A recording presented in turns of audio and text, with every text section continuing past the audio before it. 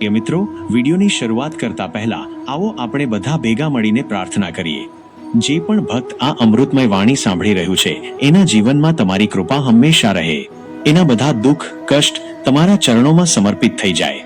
મિત્રો, આ અમૃત વાણીને સાંભળતા પહેલા જો તમે અમારી ચેનલ પર નવા હોય તો ચેનલને સબસ્ક્રાઇબ કરી અને બેલ આઇકન દબાવો, જેથી કરીને અમારા દરેક ભક્તિ વિડીયો તમારી પાસે સૌથી પહેલા પહોંચે। તો ચાલો કોઈ પણ વિલંબ કર્યા વગર વિડીયોની શરૂઆત કરીએ। મન પ્રફુલ્લિત રાખવા માટે શ્રી કૃષ્ણની વાણી ખરેખર એક અમૃત સમાન છે। મહાભારતના યુદ્ધ દરમિયાન જ્યારે અર્જુન શોકગ્રસ્ત અને મોહથી ઘેરાયેલો હતો ત્યારે શ્રી કૃષ્ણે તેને જે જ્ઞાન આપ્યું તે માત્ર અર્જુન માટે જ નહોતું, પરંતુ દરેક મનુષ્ય માટે જીવન જીવવાનો માર્ગ છે। શ્રી કૃષ્ણની વાણીનો મુખ્ય સાર ગીતામાં સમાયેલો છે અને તેમાંથી મન પ્રફુલ્લિત રાખવાના કેટલાક અગત્યના સિદ્ધાંતો અહીં રજૂ કરવામાં આવ્યા છે। કર્મ પર ધ્યાન કેન્દ્રિત કરો, ફળ પર નહીં।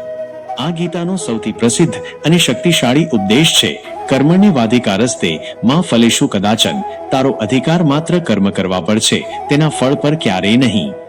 મન અશાંત ત્યારે થાય છે જ્યારે આપણે પરિણામની ચિંતામાં જીવીએ છીએ। ભવિષ્ય શું લાવશે તેની અજાણતા અને નિષ્ફળતાનો ડર મનને ભારે કરી દે છે। શ્રી કૃષ્ણ શીખવે છે કે જો તમે સંપૂર્ણ નિષ્ઠા અને સમર્પણથી તમારું કાર્ય કરશો તો પરિણામ આપોઆપ સારું જ આવશે। ફળની આસક્તિ છોડીને કર્મ કરવાથી મન શાંત અને સ્થિર રહે છે। આત્માનું જ્ઞાન અને શરીરની નશ્વરતા। શ્રી કૃષ્ણ અર્જુનને યાદ અપાવે છે કે તે માત્ર એક શરીર નથી, પરંતુ એક અમર આત્મા છે। નૈનમ છિંદંતી શસ્ત્રાણી નૈનમ દહતી પાવકઃ, આત્માને શસ્ત્રો કાપી શકતા નથી, અગ્નિ બાળી શકતો નથી। આ સમજણ મનને પ્રફુલ્લિત રાખવા માટે ખૂબ જ જરૂરી છે। જ્યારે આપણે પોતાને આત્મા તરીકે જોઈએ છીએ ત્યારે આપણે સુખ દુઃખ, લાભ હાનિ, જન્મ મૃત્યુ જેવા દ્વંદ્વોથી ઉપર ઉઠી શકીએ છીએ।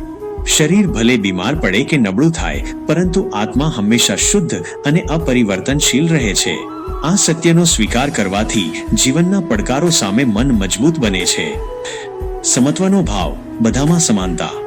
જીવનમાં સુખ અને દુઃખ, માન અને અપમાન, સફળતા અને નિષ્ફળતા આવતા જતા રહે છે। શ્રી કૃષ્ણ કહે છે, સમત્વમ યોગ ઉચ્યતે, સુખ અને દુઃખમાં સમાનતા રાખવી તે જ યોગ છે। મન ત્યારે અશાંત થાય છે જ્યારે આપણે સુખનો અતિ આનંદ અને દુઃખનો અતિ શોક કરીએ છીએ। સમત્વનો ભાવ શીખવે છે કે આ બધી પરિસ્થિતિઓ જીવનનો ભાગ છે, કોઈ પણ પરિસ્થિતિ કાયમી નથી। આ ભાવને કેળવવાથી આપણે ભાવનાત્મક રીતે વધુ સંતુલિત અને શાંત રહી શકીએ છીએ। ભક્તિ અને શરણાગતિ। શ્રી કૃષ્ણ ભક્તિ અને શરણાગતિને મનને પ્રફુલ્લિત રાખવાનો સૌથી સરળ માર્ગ ગણાવે છે। મામેક શરણ વ્રજ, માત્ર મારી શરણમાં આવ। જ્યારે આપણે જીવનનો બધો ભાર પરમાત્મા પર મૂકી દઈએ છીએ ત્યારે આપણા મનમાંથી ચિંતા અને ભય દૂર થઈ જાય છે। શરણાગતિનો અર્થ એ નથી કે કર્મ છોડી દેવું, પરંતુ તે કર્મનું ફળ પરમાત્માને સમર્પિત કરવું। આત્મસમર્પણનો આ ભાવ આપણને અહંકાર અને ચિંતાઓથી મુક્ત કરે છે અને મનને હળવું અને આનંદમય બનાવે છે। ઇન્દ્રિયો પર નિયંત્રણ। શ્રી કૃષ્ણ સમજાવે છે કે મનની અશાંતિનું એક મુખ્ય કારણ ઇન્દ્રિયોની લાલસા છે। આત્મવશ્યૈર્વિધેયાત્મા પ્રસાદમધિ ગચ્છતિ, જેની ઇન્દ્રિયો તેના વશમાં છે તે પ્રસન્નતા પ્રાપ્ત કરે છે। જેમ વાયુ નાવને ડૂબાડી શકે છે, તેમ બેકાબુ ઇન્દ્રિયો મનને અશાંત કરી શકે છે। સ્વાદ, સ્પર્શ, દૃશ્ય જેવી ઇન્દ્રિયોની લાલસા પૂરી ન થાય ત્યારે ક્રોધ અને હતાશા જન્મે છે। આથી ઇન્દ્રિયો પર નિયંત્રણ રાખવાથી મન શિસ્તબદ્ધ અને પ્રસન્ન રહે છે। શ્રી કૃષ્ણની આ અમૃતમય વાણી માત્ર સિદ્ધાંતો નથી, પરંતુ જીવન જીવવાની એક કળા છે। આ ઉપદેશોને જીવનમાં ઉતારીને આપણે આપણા મનને સાચી રીતે પ્રફુલ્લિત અને શાંત રાખી શકીએ છીએ। આ જ્ઞાનનો અભ્યાસ કરવાથી મન પર આવતા દરેક દુઃખ અને પડકારનો સામનો કરવાની શક્તિ મળે છે।